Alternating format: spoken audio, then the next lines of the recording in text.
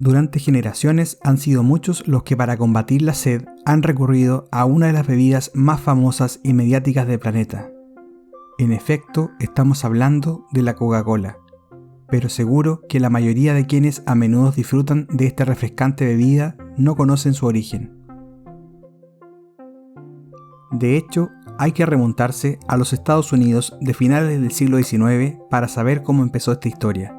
Concretamente, hay que viajar al estado de Georgia, hogar del químico y farmacéutico John Steed Pemberton, cuyo afán por crear la bebida perfecta le llevó a inventar un refresco de cola que en la actualidad es el más vendido de todo el mundo. En este video conoceremos más detalles de John Steed Pemberton, la trágica vida del inventor de la Coca-Cola. Georgia fue uno de los primeros estados de Estados Unidos en prohibir la venta y consumo de alcohol entre los años 1886 y 1887. Esto resultó muy duro para mucha gente, puesto que en aquella época el sector industrial, que se encontraba en pleno crecimiento, y los trabajadores, cuyas jornadas laborales eran muy duras y extenuantes, demandaban algún tipo de bebida estimulante que les hiciera soportar las agotadoras horas de trabajo. Y Coca-Cola se convertiría en la bebida ideal para cumplir ese objetivo, aunque en realidad todo se inició con la intensa adicción a la morfina de Pemberton, que la consumía en grandes cantidades para paliar el dolor que le causaba una herida de sable sufrida en 1865. El químico sabía que esta droga le acabaría arruinando la vida, por lo que tomó la decisión de hallar un jarabe medicinal que le ayudase a superar su adicción.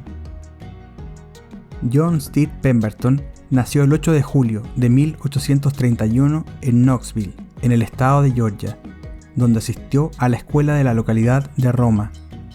Pemberton posteriormente estudió medicina y se graduó en 1850. Con apenas 19 años se convirtió en médico, combinando la medicina general y la cirugía con sus amplios conocimientos de química. Asimismo, obtuvo el título de farmacéutico en Filadelfia. En esa época, Pemberton fue lo que se conocía como un doctor de vapor, es decir, un médico que para llevar a cabo sus tratamientos empleaba baños de vapor, hierbas y otros productos para sanar el cuerpo y la salud en general. Con el estallido de la Guerra de Secesión en 1862, Pemberton se alistó como teniente en el ejército confederado y el 16 de abril de 1865, durante la batalla de Columbus, considerada la última del conflicto, fue herido de gravedad en el abdomen y en el pecho con un sable. Aunque Pemberton se recuperó de la herida, esta le provocaba dolores tan intensos que solo podía calmarlos con morfina. Así, el consumo continuado de esta sustancia lo acabó convirtiendo en un adicto, hasta que tomó conciencia del problema y decidió luchar con todas sus fuerzas para encontrar un remedio que le librase de la adicción. Al finalizar el conflicto, Pemberton invirtió todos sus ahorros en la investigación y en el desarrollo de un sustituto para la morfina, y empezó a experimentar con muchas plantas hasta que inventó su primera bebida, a la que llamó Dr. Tuggle, una especie de jarabe basado en la Cephalanthus occidentalis, una planta con múltiples usos medicinales, aunque también puede ser tóxica. Viendo el éxito de aquella bebida, Pemberton se trasladó a Atlanta, donde empezó a experimentar con la hoja de coca y con vino, hasta que finalmente creó una receta que contenía extractos de coca y damiana, a la que llamó vino de coca francés de Pemberton. El vino fue promocionado como una maravilla de la medicina, capaz de aliviar adicciones, la depresión, la neurastenia y curiosamente el alcoholismo. Sin embargo, este vino no ayudó a curar la adicción de su inventor, pero se volvió extremadamente popular. En esa época triunfaban los movimientos que luchaban contra el consumo de alcohol, como el llamado Movimiento por la Templanza, que comenzó a ganar fuerza en todo el país. Fue en ese momento cuando una serie de leyes promulgadas en 1886 obligaron a Pemberton a crear una variante sin alcohol de su nueva y exitosa bebida. Para lograrlo, solicitó la ayuda de su amigo el farmacéutico Willis Venable, y juntos se dedicaron a perfeccionar la fórmula para adecuarla a las nuevas disposiciones legales. Así, eliminaron la damiana y le añadieron nuez de cola. También sustituyeron el vino por jarabe de azúcar.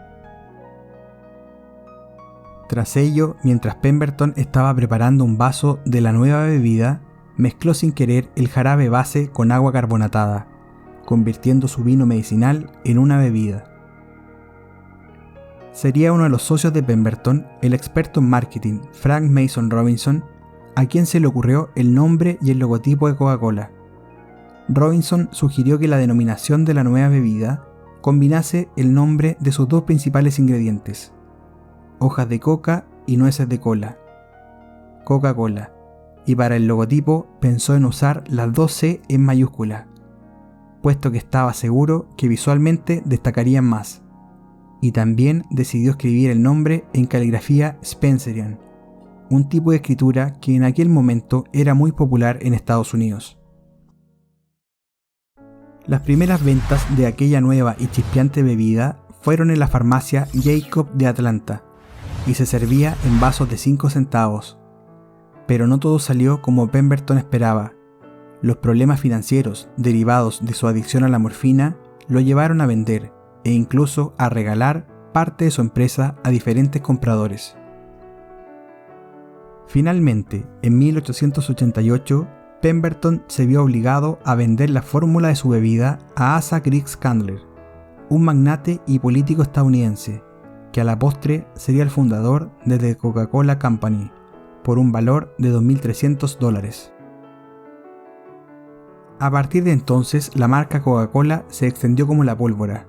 De este modo, John Steed Pemberton, aunque había sido el inventor de la exitosa fórmula, no pudo disfrutar de la gloria de una marca de refrescos que en la actualidad es la más vendida del mundo y que está presente en más de 200 países. Pemberton moriría a causa de un cáncer de estómago el 16 de agosto de 1888 a los 57 años de edad, en la pobreza más absoluta y sin haber podido desprenderse de su adicción a la morfina, y sin sospechar que su bebida se convertiría algún día en la más famosa de la historia. Si ya llegaste hasta aquí, no olvides darle un me gusta al video, dejar tus comentarios más abajo y suscribirte al canal para ayudarnos a seguir creciendo y poder contar las historias más curiosas que vale la pena recordar.